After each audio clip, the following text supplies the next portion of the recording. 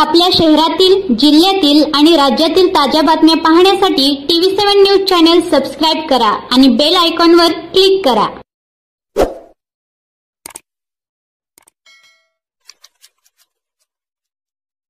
राज्य शासनाकडे बापूंनी पाठवलेला आहे। त्यापैकी पहिले 3 कोटी रुपये मंजूर झालेले आहेत। उर्वरित रक्कम थोड्या दिवसात आपल्याला मिळून इथे synthetic track, badminton hall, basketball court इत्यादी विविध बाबीचा विकास या ठिकाणी होणार आहे।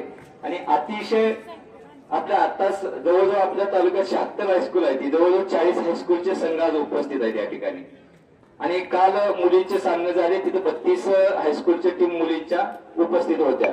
या सर्व संघांना मी बापूंना सांगतो की आपण शुभेच्छापत्र 2 शब्द बोल। आपण जे बोलता ते करून दाखवता। 1992 ला ज्या ज्या गोष्टी आपण बोलल्या तालुक्याच्या बाबतीत त्या सगळं पूर्ण करून आज 100% तालुका इरिगेटेड करण्याच्या दृष्टीने आपलं पाऊल मोठं पडलेलं आहे। सगळा तालुका 100% इरिगेटेड झालेला आहे। जसं पाण्याचं तुम्ही महत्व ओळखून पाणी आणले तालुक्याला, तसं खेळाच्या बाबतीत अजून आपला तालुका नवी जिल्हाच पाठीमागे आहे राज्यात। तर यातही तुम्ही लक्ष घालायचं वचन दिलंय। आपली वाच्यसिद्धी आहे, निश्चितच येत्या 2 वर्षात इथं मोठ्या प्रमाणावर क्रीडा संकुल उभा आहे आणि आपल्याला देशी खेळाबरोबर विदेशी खेळाचं प्रशिक्षणही त्या ठिकाणी मिळण्यास तुम्ही आश्वासन दिलं।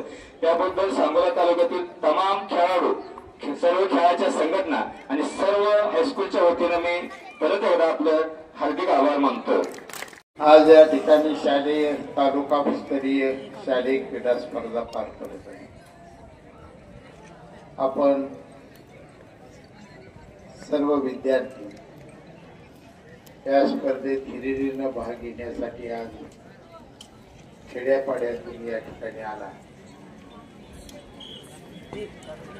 खेळ हा शरीराबरोबरच मनाचंही आरोग्य जोपासणारा सगळ्यात मोठा एक साधन आहे। खेळाडू हा नेहमी हेल्दी माइंडचा असतो,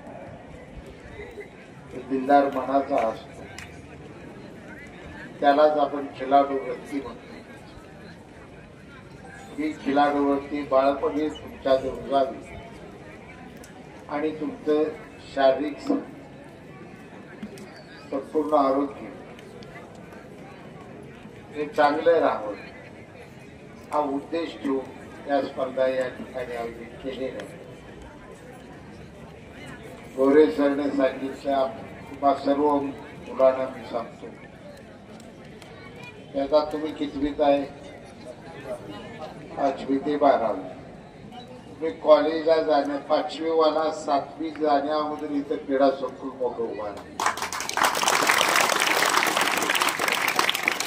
हा 52 कोटीचा प्रकल्प आपण हाती घेतलेला आहे। पहिले 3 कोटी रुपये आलेले आहेत, परंतु हा संपूर्ण प्रकल्प आपल्याला 100 कोटीपर्यंत घेऊन जायचा आहे।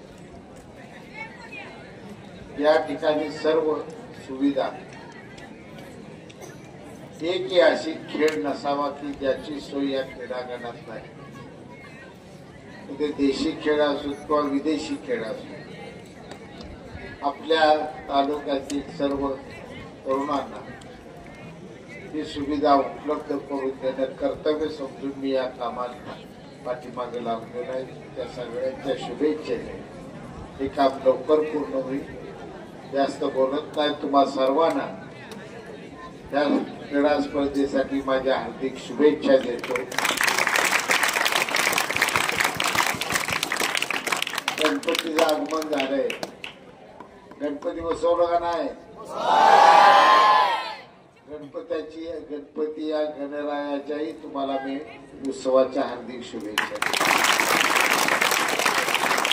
धन्यवाद बापू।